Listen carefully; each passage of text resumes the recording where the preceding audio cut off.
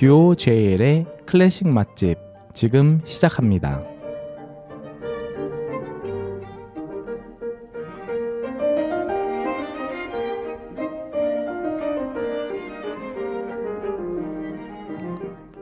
세종 FM 98.9MHz 듀오 JL의 클래식 맛집에 오신 청취자 여러분들, 오늘도 모두 환영합니다.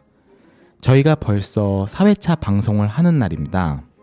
많은 분들께서 방송을 들어주시고 성원해 주셨는데 다시 한번 정말 감사드리고, 저희가 더 다양한 코너를 준비하고 있으니 조만간 더 재미있는 방송을 들려드리도록 하겠습니다. 오늘 저녁에도 여러분들께 맛깔나고 듣기 좋은 아름다운 클래식 음악들을 들려드리려고 하는데요.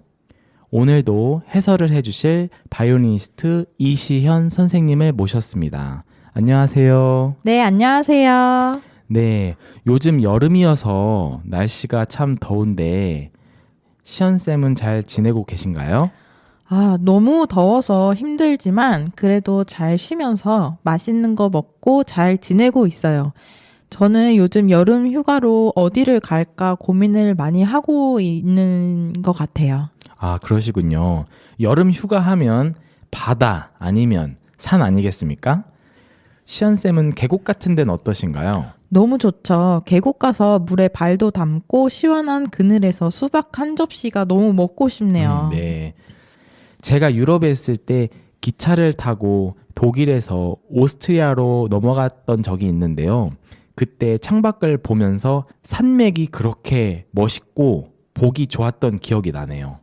오늘 저희가 소개해드릴 작곡가는 바로 오스트리아 출신이죠? 네, 바로 오늘 소개해드릴 작곡가는 하이든입니다. 우선 하이든은 오스트리아 출신의 작곡가이고 오늘 첫 곡인 만큼 가볍게 피아노 소나타를 들어보고 올 예정인데요. 오늘 무슨 곡인가요? 네, 첫 번째 곡으로 들을 작품은 피아노 소나타 38번 F장조 1악장입니다. 이 작품을 저의 연주로 우선 듣고 와서 이야기를 계속 나눠보도록 할까요?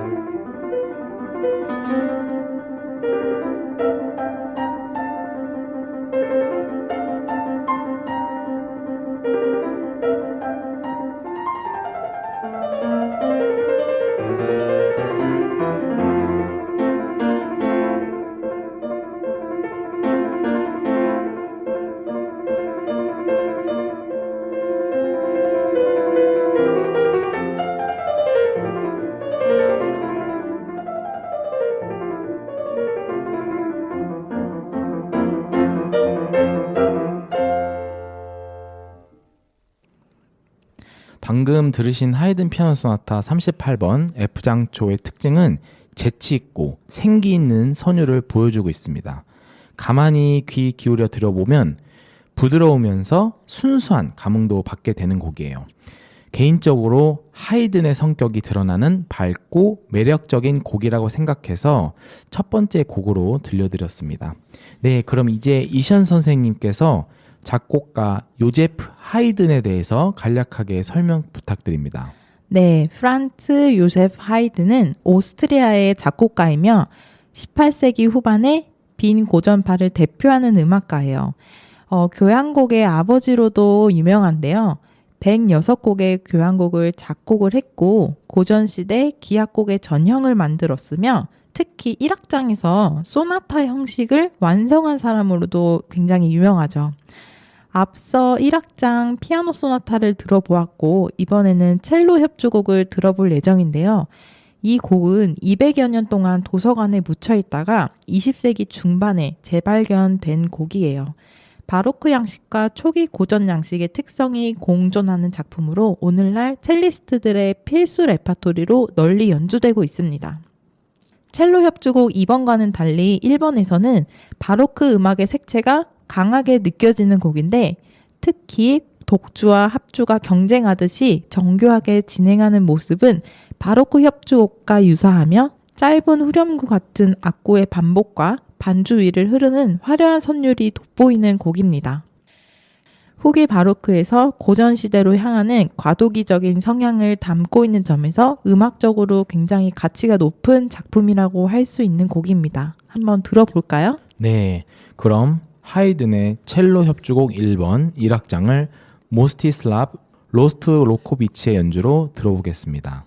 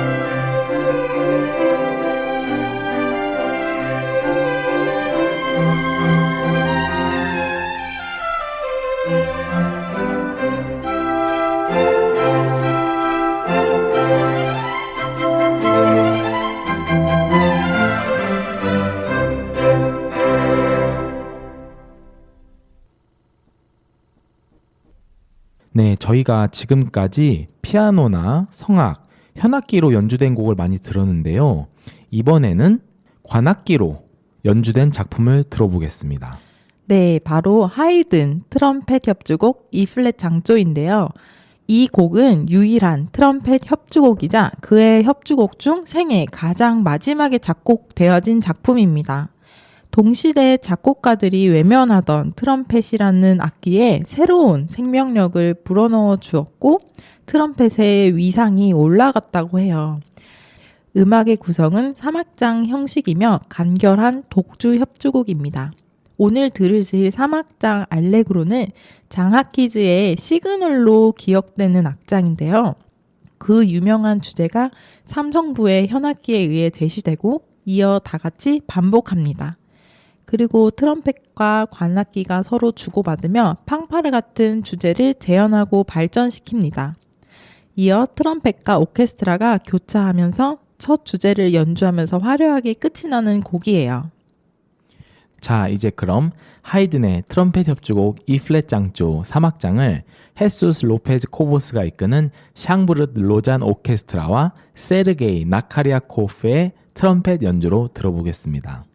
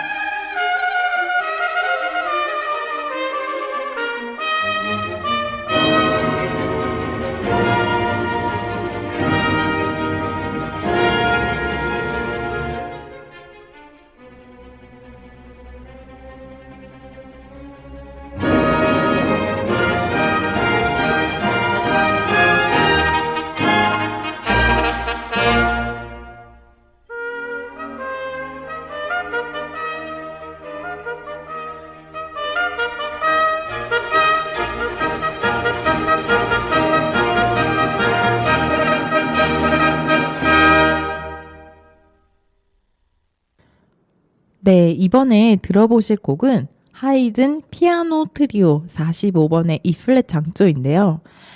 피아노 트리오라고 하면 바이올린, 첼로, 피아노 3중주를 의미합니다. 모차르트와 하이든이 오늘날의 피아노 트리오의 형태를 정립했다고 합니다.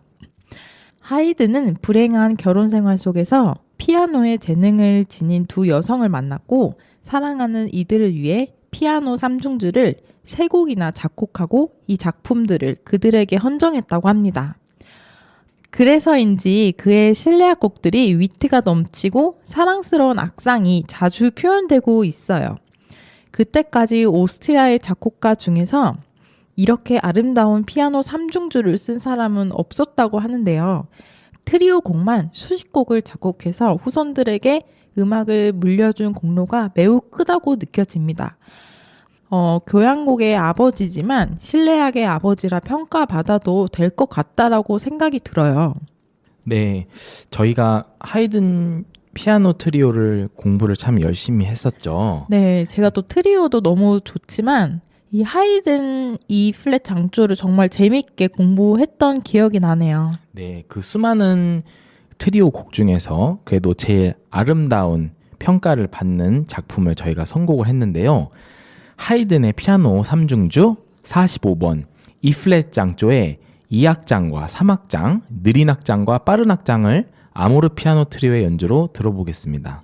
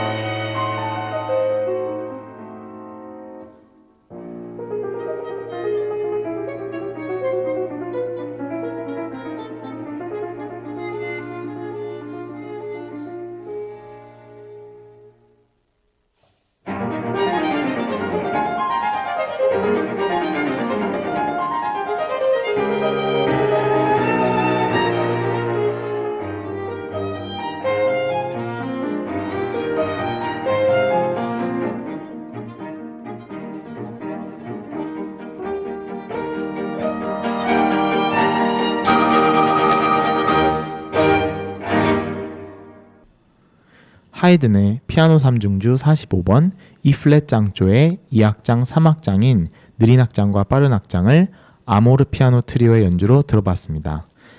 네, 이제 실내악의 진수라 불리는 현악사중주를 들어보아야겠죠. 네, 이제 들어보실 곡은 하이든 현악사중주 3번 황제라는 작품입니다. 교향곡의 아버지로 불리는 하이든은 수많은 교향 작품들을 남겼지만 여러 개의 실내악곡 등 다양한 작품을 남겼죠. 현악사중주 3번 C장조 황제는 하이든의 6개 현악사중주의 작품 중 유명한 작품이에요. 현악사중주의 악기 구성은 2대의 바이올린 그리고 비올라, 첼로로 이루어져 있습니다. 황제는 이 악장에서 우리가 잘 알고 있는 찬송가 주제 선율이 나오는데요.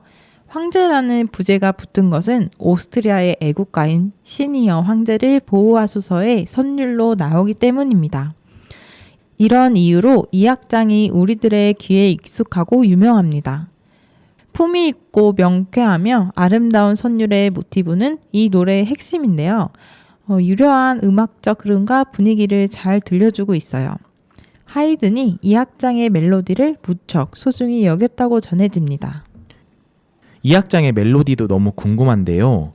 그럼 이제 하이든의 현악사중주 3번 C장조 황제의 이 악장을 로얄 필하모닉 챔버 앙상블의 연주로 들어보겠습니다.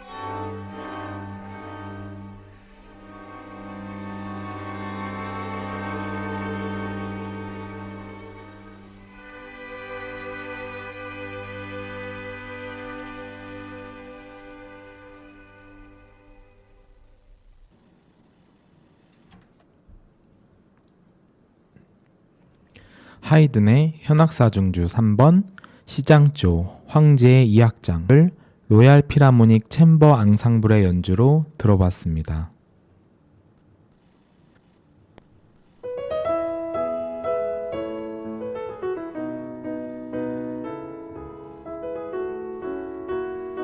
저희 클래식 맛집에서는 앞으로 연주자들을 초대해서 인터뷰하는 게스트 초대석과 앙상블 연주회를 홍보해드리는 코너를 준비하고 있는데요.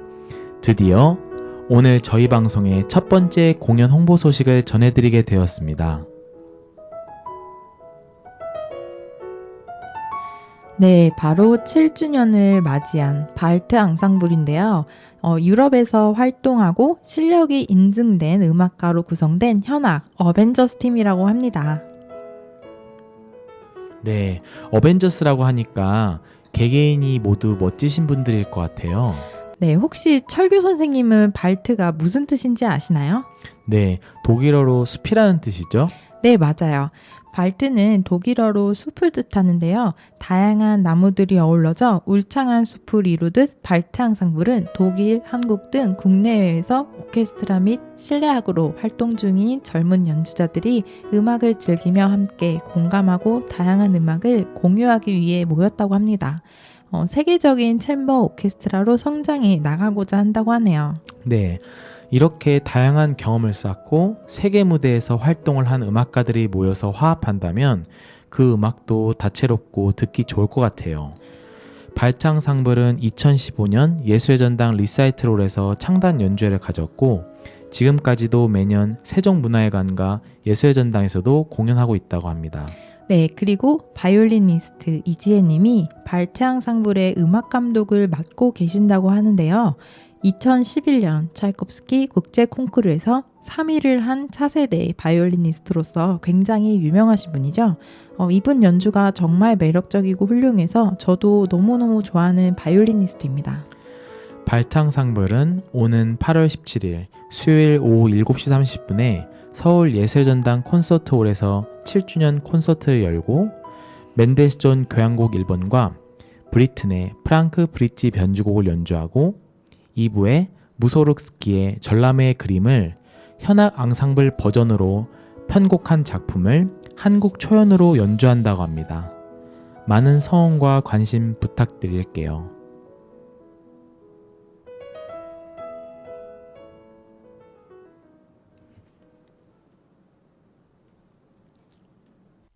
네, 이제 마지막으로 구성을 좀 더 넓혀서 오케스트라를 위한 작품을 한번 들어볼까 하네요. 바로 하이든 놀람 교향곡 94번 2악장인데요. 주제 선율이 워낙 단순하면서 직관적이어서 대중적으로 널리 알려진 곡이에요. 놀람이라는 제목이 붙은 이유는 교향곡 2악장 도입부의 독특한 특징 때문인데요. 조용하게 주제 선율을 연주하고 심지어 다음에는 더 작게 한번 연주한 뒤 느닷없이 팀파니와 오케스트라 모든 악기들이 포르테시모로 아주 크게 울린 뒤에 다시 조용하게 이어지기 때문입니다. 세간에 알려진 바로는 런던에서 연주회를 하던 하이든이 자신의 곡을 한창 연주하는데 코를 드르렁거리며 자고 있는 영국 청중을 보고 분개해서 한 방 먹이려고 작곡했다는 이야기가 있고 조금 다르게는 졸고 있거나 연주에 집중하는 청중들을 보고 장난기가 발동해 이런 교향곡을 만들어졌다는 이야기도 있네요. 이 악장의 특징인 단순한 멜로디로 진행하다가 갑자기 크게 울려 퍼지면서 놀라게 하는 연주를 직접 들어보시기 바라며 하이든 놀람 교향곡 94번 2악장을 런던 필하모니 오케스트라 연주로 들어보겠습니다.